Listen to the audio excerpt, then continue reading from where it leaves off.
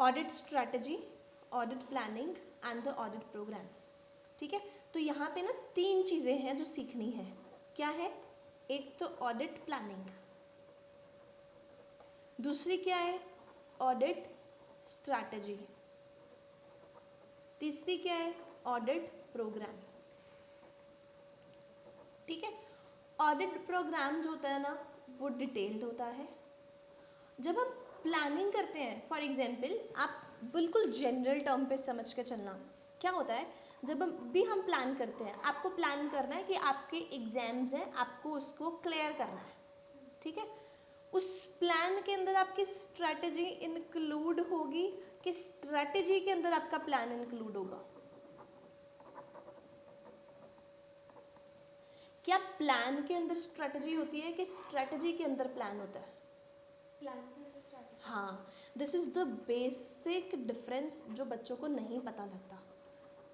Okay, तो कहने का मतलब क्या कि हर प्लान के अंदर क्या होती है? स्ट्रैटेजी होती है। तो कौन ज़्यादा डिटेल्ड होएगा?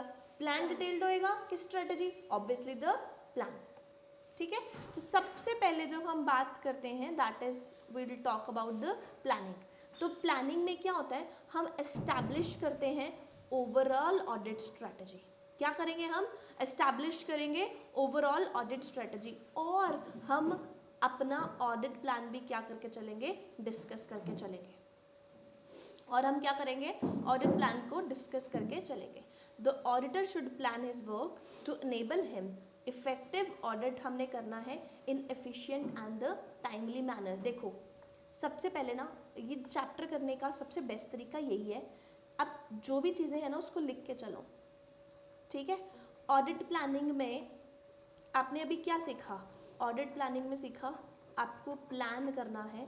वो प्लान क्या होता है? 2 चीज़ें कवर होंगी, ओवरऑल ऑडिट स्ट्रैटेजी, और क्या चीज़ें कवर होगी? एक तो हमारा डिटेल्ड प्लान रहेगा। ऑडिट प्लान में 2 चीज़ें कवर होंगी, एक होएगा ओवरऑल ऑडिट स्ट्रैटेजी और एक क्या होएगा? डिटेल्ड प्लान रहेगा।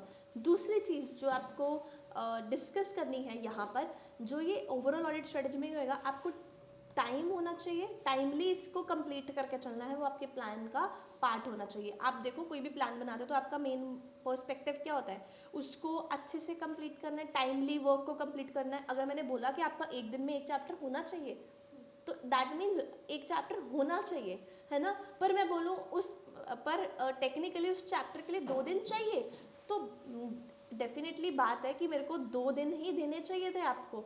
तो एफिशिएंट होना चाहिए, टाइमली मैनर से उसको काम को कंप्लीट करना है। ऑडिटर, ये पहला पॉइंट है जो आपको लर्न करके चलना है, that is auditor should plan his work to enable him to conduct. आपको ऑडिट कैसा करना है? इफेक्टिव करना है और एफिशिएंट एंड टाइमली मैनर के साथ करना है। ओके, अब प्लान में ना जो दूसरी चीज़ कंसीडर होती है वो पता क्या होती है? दैट इट शुड कंटेन, पहले तो हो गया efficient and the timely manner, ये की वर्ड है, efficient and the timely manner. दूसरी चीज़ पता है क्या है? जो भी आप ऑडिट कर रहे हो, आपको अपने क्लाइंट के बिजनेस का नॉलेज होना ही होना चाहिए। ठीक है, knowledge of client business obtain करके ही चलोगे। सबसे पहले आपने क्या बोला? आप ऑडिट की असाइनमेंट ली, मैं आपके पास आई, मैंने बोला मेरी फर्म का ऑडिट कर दो, क्योंकि मैं खुद का फर्म का ऑडिट तो कर ही नहीं सकती, आप करोगे। ठीक है, जिसको अगर obviously if I am a CA, तो आप भी सीए हो जाओगे तभी आप ऑडिट करोगे। तो जब सीए एक दूसरे सीए का काम करता है उसको बोलते हैं पेयर रिव्यू। क्या बोलते हैं हम उसको? Pair review. ठीक है, तो सबसे पहली बात है, आपको अगर आप मेरा ऑडिट कर रहे हो तो आपको मेरे बारे में नॉलेज होनी चाहिए। मैं किस तरीके से ऑडिट करती हूँ? मैं क्या स्टैट ऑडिट करती हूँ? क्या मैं इंटरनल ऑडिट करती हूँ? क्या मैं डिजिटल ऑडिट करती हूँ? आपको मेरे बारे में नॉलेज तो होनी चाहिए। Similarly if I talk about the me and some my client, उस क्लाइंट का बिजनेस है होटल का, तो मुझे होटल के बारे में पता होना चाहिए, है ना? उस होटल के ऊपर क्या रूल्स एंड रेगुलेशन लगते हैं, मुझे उसके बारे में भी क्या होनी चाहिए? इन्फॉर्मेशन होनी चाहिए। So I should have the knowledge about by client business. Clear है? प्लान में ये चीज़ इंक्लूड, प्लान डिटेल्ड है ना, तो प्लान बताएगा सबसे पहले मुझे टाइमली काम करना है। आपका प्लान क्या बताता है कि मुझे टाइमली कंप्लीट करना है, मेरे एग्जाम से पहले मेरी 3 रिविजन्स होनी चाहिए। आपका प्लान यही बताता है। आपका प्लान बताता है आपको अपने सब्जेक्ट की नॉलेज होनी चाहिए। तो जब आप प्लान करोगे ऑडिट किसी क्लाइंट का, तो वो ऑडिट भी टाइमली करना है और क्लाइंट के बिजनेस के बारे में भी आपको नॉलेज होनी चाहिए। फॉर एग्जाम्पल आप प्लान बनाते हो तो आपके घर पे रिश्तेदार आ गए या कोई शादी आ गई या फिर कोई भी XYZ रीज़न हो गया, तो आप उस प्लान को ये नहीं कि मैंने प्लान फॉलो ही नहीं करूँगा, आप फर्दर प्लान को डेवलप करो और उसे रिवाइज करो as necessary during the course of audit, right. So plan should be further developed and revised as necessary during the course of the audit. Clear है? Okay, so next is SA 300 हमें बताता है that you need to plan the audit. क्या बताता है? SA 300 हमें बताता है you need to plan the audit. अब अगर हम अभी तक बात करें तो हमने क्या सीखा? मैंने आपको बताया प्लानिंग के बारे में। प्लानिंग में हमने क्या सीखा? That there is overall audit strategy OAS, दूसरी हमने डिटेल्ड प्लान होना चाहिए। फिर हमने बोला प्लानिंग के बारे में ऐसे 300 बात करता है, और हमने क्या बोला? That planning should be done in the timely and the efficient manner. Client के बिजनेस की नॉलेज। हाँ, दूसरा हमने बोला क्लाइंट के बिजनेस की नॉलेज होनी चाहिए, understanding of clients business. and then further development and revised of हाँ, हमने जैसे further development and revision of the plan, हमने यही पढ़ा है ना। पूरा समराइज कर दिया हमने अभी तक जितने पेजेस करे, है ना। 3 से 4 पेजेस कवर कर लिए, 4 पेजेस हमने यहाँ पे कर लिया। अब ऐसे 300 का नाम क्या है? Planning and audit of the financial statement. हम किसका ऑडिट कर रहे हैं? फाइनेंशियल स्टेटमेंट का, विच डील्स विद ऑडिटर की रिस्पॉन्स। क्या मैनेजमेंट की रिस्पॉन्सिबिलिटी है प्लान करना? No, it's our responsibility. Deals with the auditor responsibility to plan and audit of the financial statement. क्या बोलता है? It states the objective of the auditor is that to plan the audit so that it will be performed in the effective manner. ठीक है, हमने और कहाँ पढ़ा था? अभी ये हमने पढ़ा था कंडक्ट एन इफेक्टिव ऑडिट, पढ़ा था ना हमने। ऑडिट को ऑडिटर को ऑडिट कैसा करना है? इफेक्टिव ऑडिट करना है। कैसा ऑडिट करना है? इफेक्टिव ऑडिट करना है।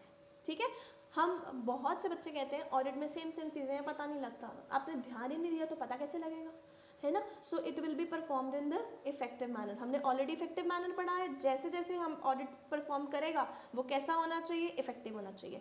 अब बताओ प्लानिंग ज़रूरी क्यों है? क्यों benefits? What are the benefits? Why we need to plan? Simple बात है भाई, देखो मैं प्लानिंग नहीं करूँगा ना तो मैं कभी किसी गली में, कभी किसी गली में, कभी किसी गली में, ठीक है। तो मतलब मुझे पता होना चाहिए कि अगर मैं डे वाइज उठती हूँ तो मेरे को सबसे पहले मेरी क्लासेस लेनी है, उसके बाद मुझे नेक्स्ट बैच मेरा क्या लेना है, उसके बाद मेरा क्या शेड्यूल रहने वाला है। Each and everything should be known. अगर आप नॉर्मल से देखोगे, कोई भी पॉलिटिशियन होता है ना तो उसके पास बहुत काम होते हैं। कभी वो बंदा उसे मीट करने आ रहा है, कभी उसको प्रेस कॉन्फ्रेंसेस हैं उसकी, कभी उसके फैमिली मैटर्स हैं, कभी उसको क्या है, उसको चारों चीज़ें मैनेज करनी है। अब वो चारों चीज़ें कैसे मैनेज करेगा?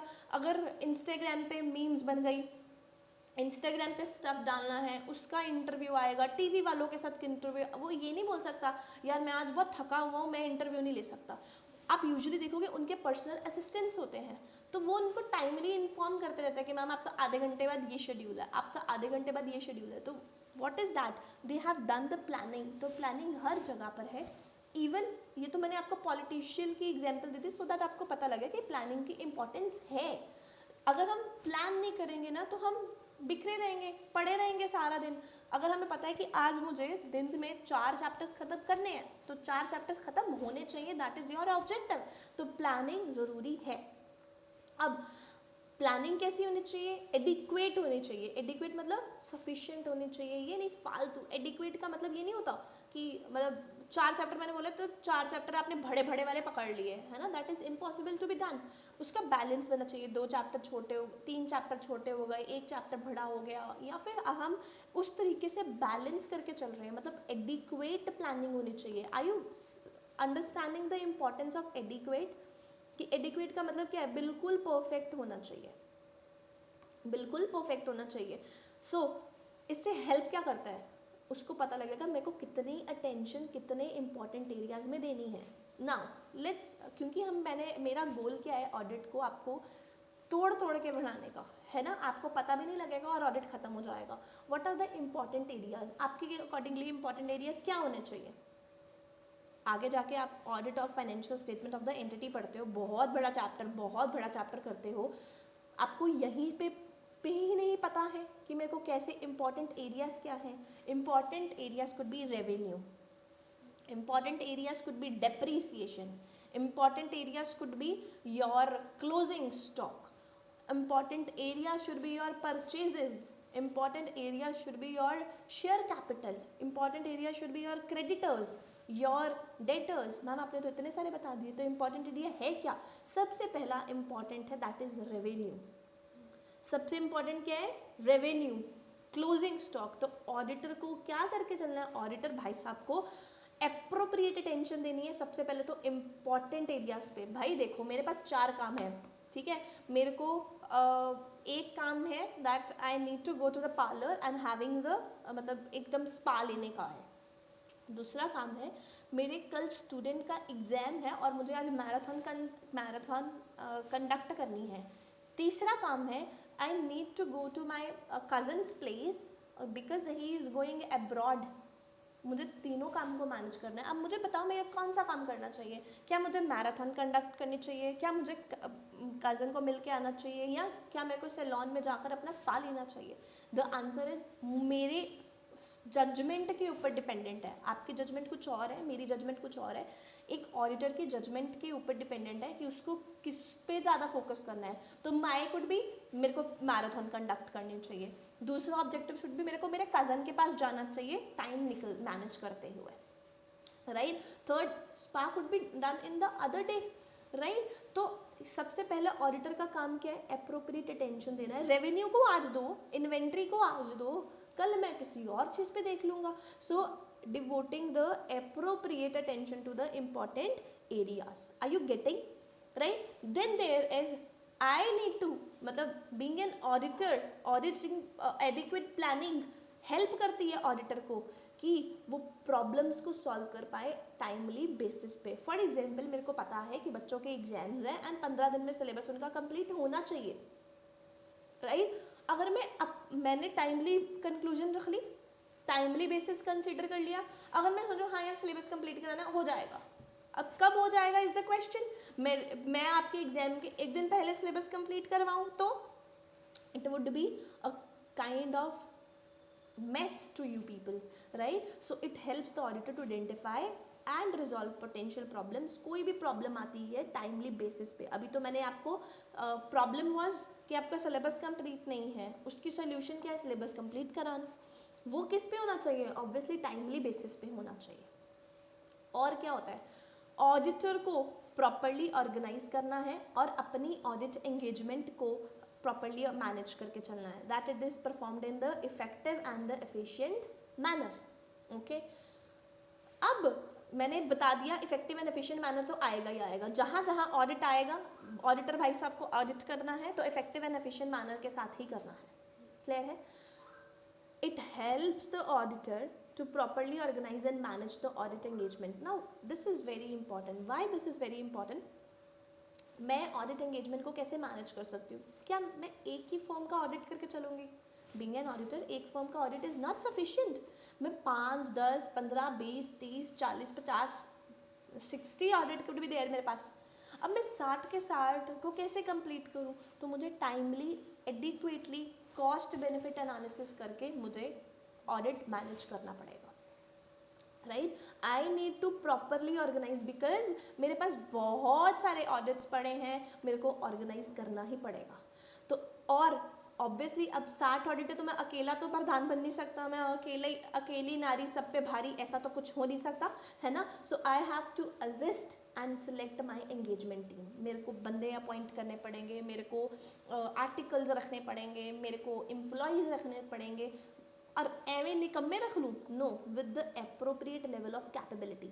उनकी भी कॉम्पिटेंस अच्छी होनी चाहिए, राइट। सो जैसे आप हो, आपने ऑब्वियसली अपना फाउंडेशन लेवल क्लियर किया होगा, ग्रेजुएशन में अच्छे मार्क्स लाए होंगे, तो आप कैपेबल हो, that's why you are in the inter, right, or in would be in the final also. So assisting in the selection of the engagement team, planning help करती है कि assist करती है auditor को, so that he can have the best engagement team, selection of the engagement team with appropriate level of the competence, so that in order to report with the anticipated risk and proper assignment of the work to them. Obviously capable employees को ही मैं अपना काम assign करूँगी, ऐसे जने खने को थोड़ा दे दूँगी, ऐसे तो client मेरे सिर पे नाचेगा, right. So facilitating the direction and supervision of the engagement team. अब आप लोग आर्टिकल जो आप कैसे ऑडिट करोगे, आपको डायरेक्शन देनी पड़ेगी, आपके ऊपर नज़र रखनी पड़ेगी, क्या आप अपना काम कर रहे हो कि नहीं कर रहे हो। मैंने बोला बैंक ऑडिट करके आओ, आप बैंक में चले गए और उधर चाय नाश्ता करके आ गए,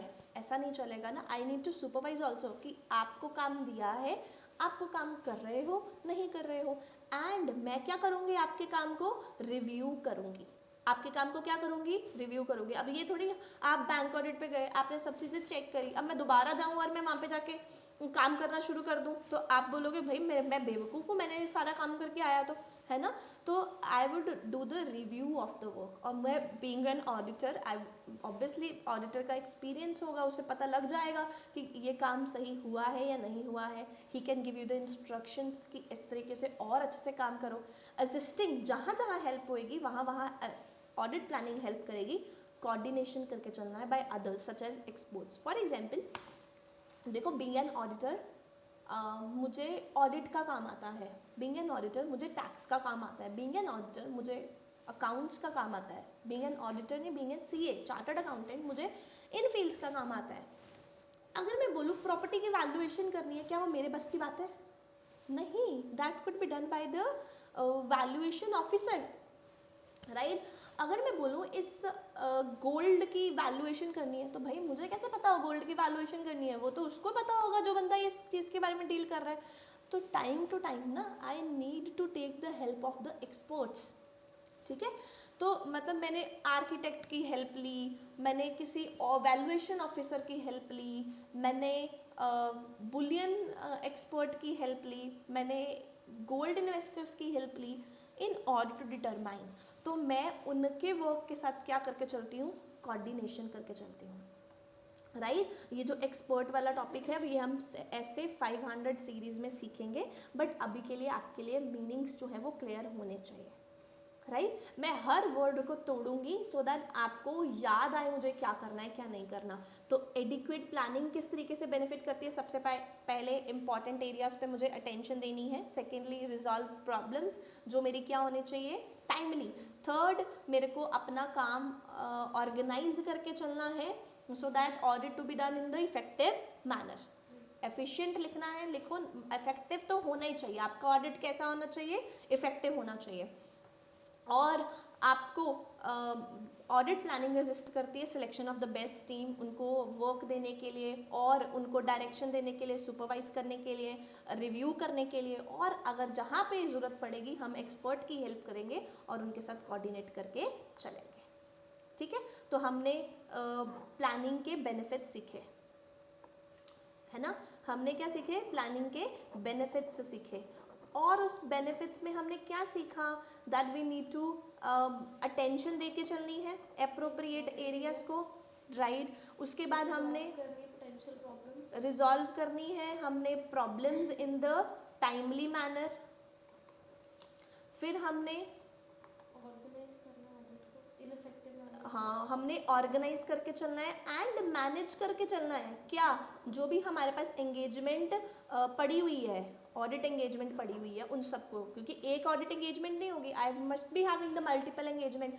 क्योंकि मल्टीपल एंगेजमेंट है तो मैं अकेली नारी सब पे भारी वाला काम नहीं हो सकता। आई नीड टू अपॉइंट, है ना, मेरे को क्या करना पड़ेगा, सिलेक्शन करनी पड़ेगी एप्रोप्रिएट टीम मेंबर्स की, है ना, उनको अपॉइंट करना पड़ेगा।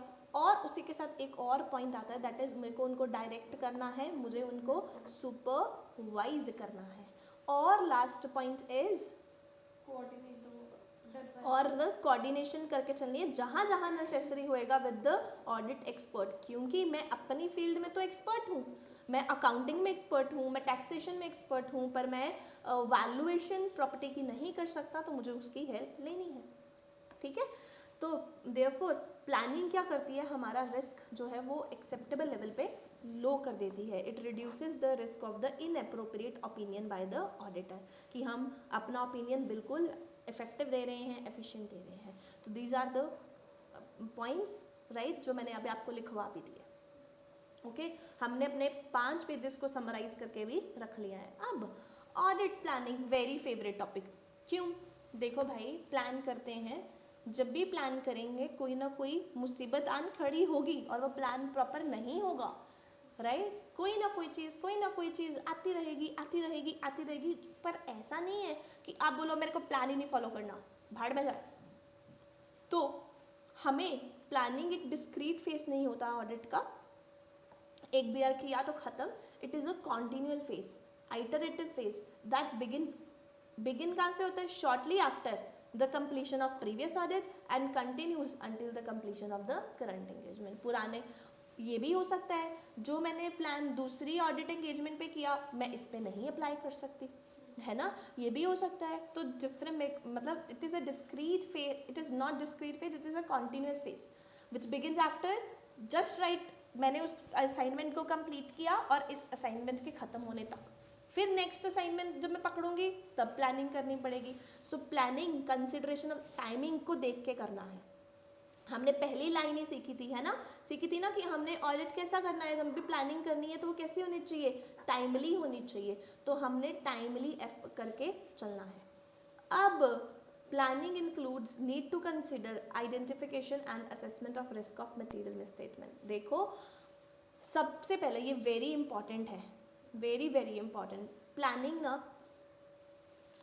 कोशिश करती है ना, प्लानिंग हमें बताती है कि भाई देख, it is your need to consider क्या मेरे रिस्क ऑफ मटेरियल मिसस्टेटमेंट हो सकते हैं। Now we have learned in the chapter number 1 what is risk of material misstatement, can be either due to the fraud और the error, है ना। Risk मेरा हो सकता है, मटेरियल मिसस्टेटमेंट हो सकती है बिकॉज ऑफ द फ्रॉड और एरर, उसका रिस्क है कि फ्रॉड हो सकता है, एरर हो सकता है।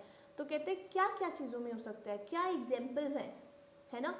सबसे पहले मेरे को एनालिटिकल प्रोसीजर देखना पड़ेगा as the risk assessment procedure. What is analytical procedure, that we are going to learn in SA 520। जहाँ जहाँ मैं रेफरेंस दे रही हूँ प्लीज़ राइट देयर, एसे 520 में हम एनालिटिकल प्रोसीजर के बारे में पढ़ेंगे। क्या होता है एनालिटिकल प्रोसीजर, मैं एक रिलेशनशिप निकालती हूँ, right, financial and non financial data का। For example employees, non financial data, पर एम्प्लॉइज़ को मैंने जो सैलरी दी that is the financial data.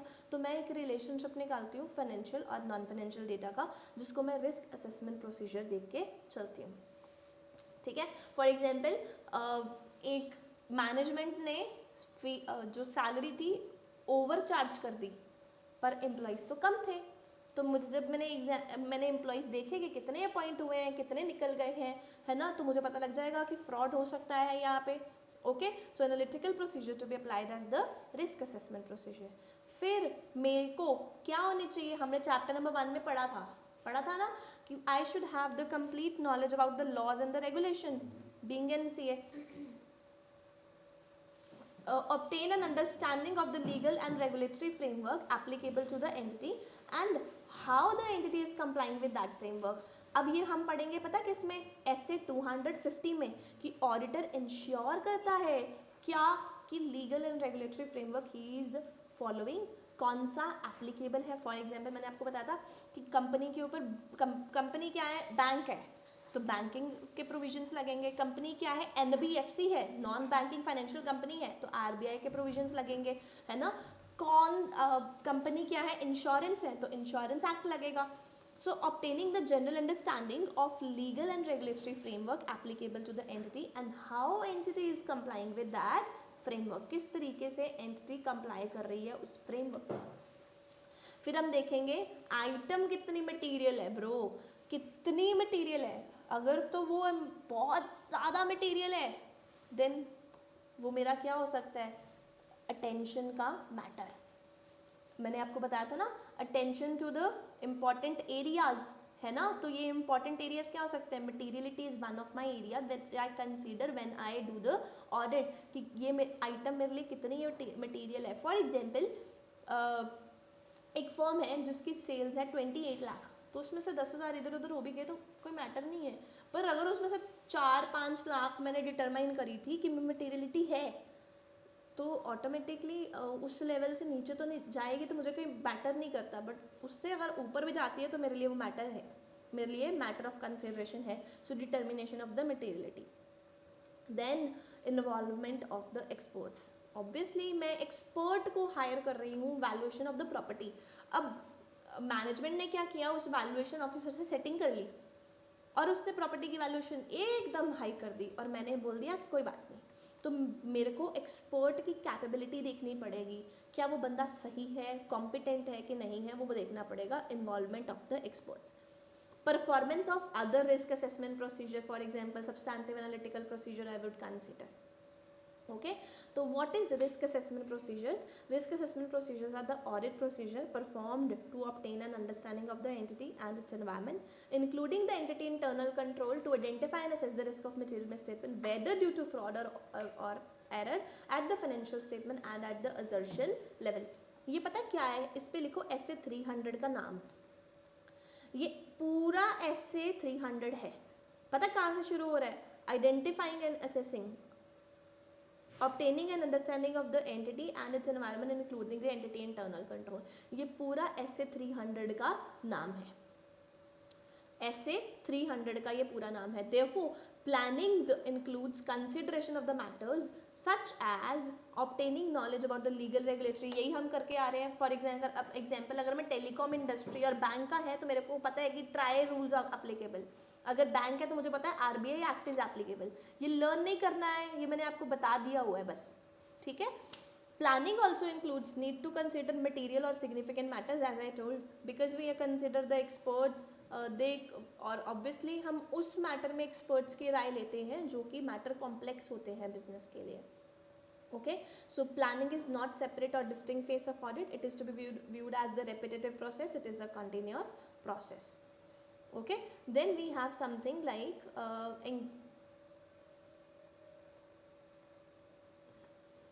involvement of key engagement team members in the planning the audit, right? Whenever we appoint the engagement team, तो हम obviously हर members participate करेगा, हमें ना everything even our planning and उनकी participation हमें discuss करके चलनी है। सारे एंगेजमेंट टीम मेंबर, हमने जो भी प्लान किया होगा ना, that we need to discuss with our engagement team members. Clear? So the involvement of the key member in planning the draws experience, obviously I told कि कैसा experience है, thereby enhancing the effectiveness। देखो audit होगा तो effectiveness आएगा ही आएगा, ध्यान रखना इस वर्ड को, right. And then we have to discuss all the elements of planning with the entity's management. हम अपनी मैनेजमेंट के साथ, जिस कंपनी का जिसका हम ऑडिट कर रहे हैं उसके साथ भी हम क्या करके चलते हैं, डिस्कस करके चलते हैं। The auditor may decide to discuss the elements of planning with the entity management to facilitate conduct and management of the audit engagement. When discussing the matters we care should be order कि हम compromise ना करें, क्या, effectiveness and efficiency. I told you effectiveness of the audit. हाँ, ऐसा नहीं है तुमने मैनेजमेंट को जाके सारे चिट्ठे खोल दिए और वो अब सेटिंग करना शुरू हो गया कि ऑडिटर ये बात ढूंढ रहा है तो मैं उसको हाइड कर देता हूँ, राइट। तो आपको वैसे मैटर्स प्लानिंग करनी है एंटिटी के मैनेजमेंट के साथ which should not compromise your effectiveness of the audit while conducting the audit. So this was all about the planning. अभी हमारे पास जो नेक्स्ट फेज है दैट इज प्लानिंग का process. What are the elements? Preliminary engagement होती है, then we have preliminary engagement is SA 210 and then we have planning activity, right. This is another essay that we are going to cover in the next